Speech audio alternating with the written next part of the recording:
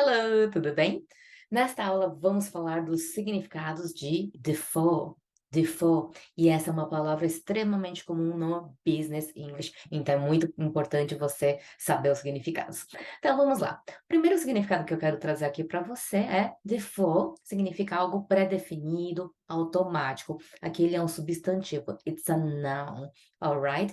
E aí ele é muito comum, muito usado para falar de configurações de fábrica, tá bom? No computador, celular, software, televisão, SAP, aplicativo, tá bom? Então, aquela configuração pré-definida, automática que já vem de fábrica.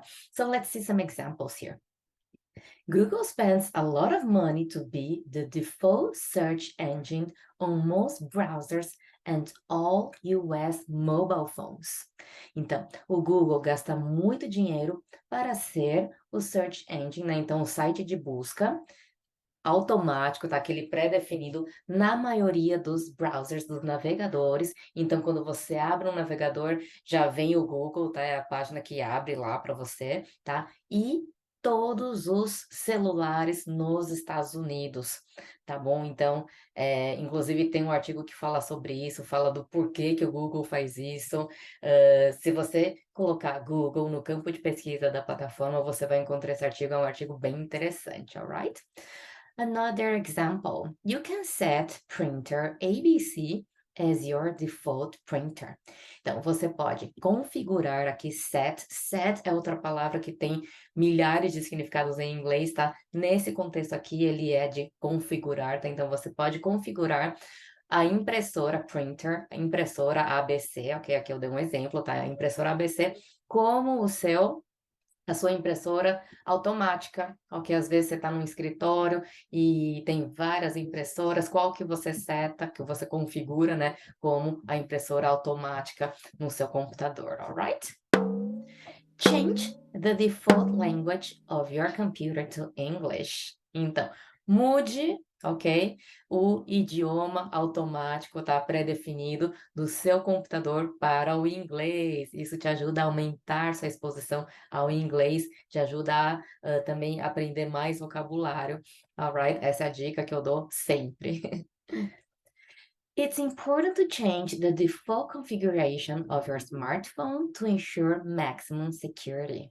Então, é importante mudar a configuração aqui, padrão, configuração automática pré-definida do seu smartphone, tá? Do seu celular, para assegurar a máxima segurança, porque às vezes aquela configuração pré-definida de fábrica, ela não assegura máxima segurança, alright? Então é importante você mudar isso.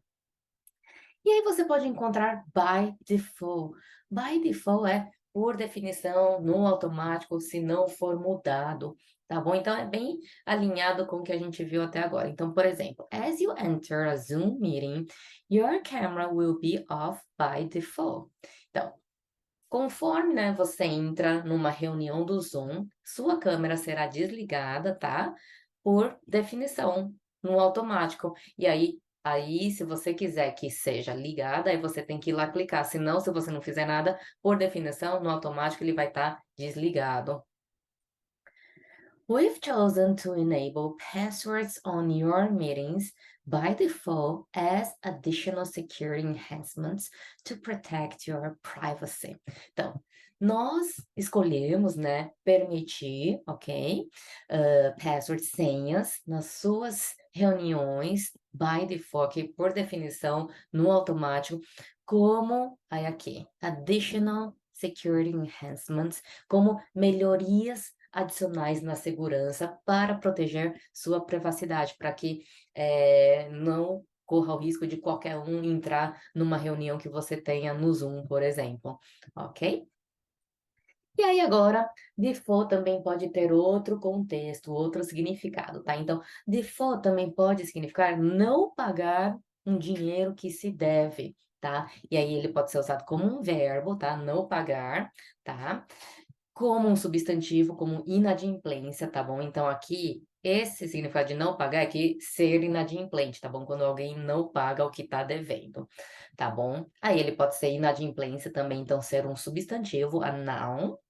E aí você pode encontrar default rate, que é a taxa de inadimplência. E aí, para inadimplente, quando você está se referindo a uma pessoa, uma empresa, não um substantivo, você pode encontrar defaulter, default customer or defaulting customer, tá bom? Então, um cliente inadimplente, aí pode se referir a pessoa ou empresa, ok? Então, você pode encontrar essas três opções para se referir a alguém, pessoa ou uma empresa inadimplente, alright?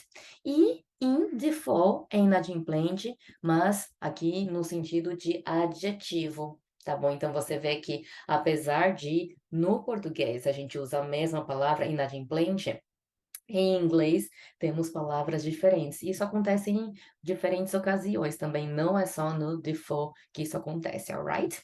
Bom, vamos ver alguns exemplos aqui.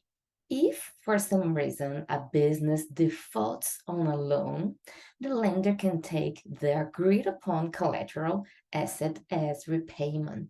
Então, se por algum motivo, tá? For some reason, por algum motivo, um negócio, né, uma empresa, defaults on a loan. Então, não pagar, ficar inadimplente, tá? No português a gente não tem um verbo para não ficar inadimplente, né? Inadimplentir, né? Não existe, né? Mas é como se fosse isso, tá? Então, não pagar, ok? Um empréstimo, tá? O emprestador, né? Então, lender é a parte que emprestou, tá? Que cedeu o dinheiro emprestado. Pode tomar, take, né? The agreed upon collateral. Então, tomar a garantia concordada, tá? Então, aqui o ativo, né, da garantia concordada, às vezes, uma empresa, ela toma um empréstimo e coloca um imóvel como garantia, um equipamento como garantia, tá? Então, está se referindo a isso, né? O ativo, né, que foi colocado como garantia, como repagamento, as repayment, como o repagamento do empréstimo. The credit default rate is at its highest in Brazil. The credit default rate is at its highest in Brazil. Então, aqui, ó. A taxa de inadimplência de crédito, tá, está no seu mais alto no Brasil. Unfortunately, infelizmente. Let's analyze the list of the defaulting customers to plan a collection drive.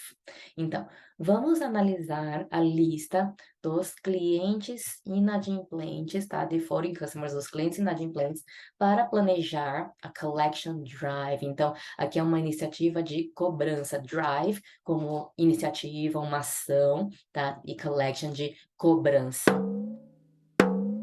We've been able to reduce the number of accounts in default after revising our credit policy. Então, we've been able to, tá? Nós conseguimos reduzir, tá? Reduce o número na quantidade de contas inadimplentes, tá? Então, aqui, como eu tô falando, contas inadimplentes, então eu uso o adjetivo accounts in default, ok? Depois de revisar nossa política credit policy, política de crédito. The notice of default sent by registered post with acknowledgement of receipt can be seen as the final step in the process of friendly debt collection. Então, olha só. The notice of default é notificação de inadimplência, tá? Sent by registered post. Registered post, carta registrada, tá? With acknowledgement of receipt. Esse acknowledgement of receipt é a confirmação de recebimento. A pessoa, quando é carta registrada, a pessoa tem que assinar dizendo que recebeu, né? Então, isso é o acknowledgement of receipt, tá? Pode ser visto, can be seen, pode ser visto como as, né? O último passo, final step, último passo no processo, tá? De cobrança de dívida amigável, tá bom? Então, antes de ir para o litígio, alright? Analysts estimate that the default rate among non-financial companies will triple by the end of the year. Então, olha só, os analistas estimam que a taxa de inadimplência, default rate, taxa de inadimplência entre empresas não financeiras, ou seja, empresas que não sejam bancos, tá? Ou que sejam instituições de crédito, por exemplo, tá? Então, empresas não financeiras, tá? Excluiu as empresas financeiras, tá? Vai triplicar, aqui triple, triplicar, verbo triplicar, até o final do ano. E aí também trouxe aqui só uma curiosidade, win by default, tá? Significa ganhar um jogo de WO, tá? Quando a outra equipe não comparece, tá? Então olha só, the other team didn't show up, so we won by default. Então a outra equipe não apareceu, então nós ganhamos de WO. Ok? É isso aí, então. Então, lembre-se, tá, de anotar tudo isso no seu caderno. É muito importante que você anote até o processo de anotar com a mão, escrever, né, no papel, ajuda no processo de memorização, tá bom? Tá intimamente relacionado, isso não é a Rô que tá falando, tem estudos científicos que comprovam isso, tá? E anote também os significados, às vezes você tem um insight, né, surge uma ideia enquanto você está assistindo a aula, anote essas ideias também, anote os exemplos que eu dou, os exemplos ajudam muito a entender melhor onde põe a palavra, onde que se encaixa também, né? E lembre-se também de criar frases, tá? Esse processo de criação é muito importante porque você sai do passivo de assistir a aula, de anotar, para o ativo. Você começa a trabalhar o seu cérebro para pensar nas coisas, tá? E criar esse processo ativo é muito importante também para o seu processo de aprendizado, de memorização, de ver se você realmente entendeu,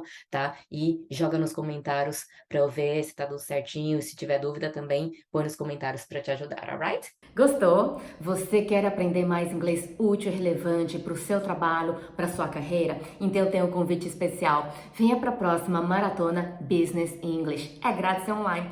Eu vou ensinar muito conteúdo útil e relevante que você pode usar no mesmo dia no seu trabalho, além de técnicas para você dominar o Business English e voar cada vez mais na sua carreira. Não perca, tá? O link de inscrição está aqui na descrição deste vídeo. Clica agora e se inscreva rapidinho.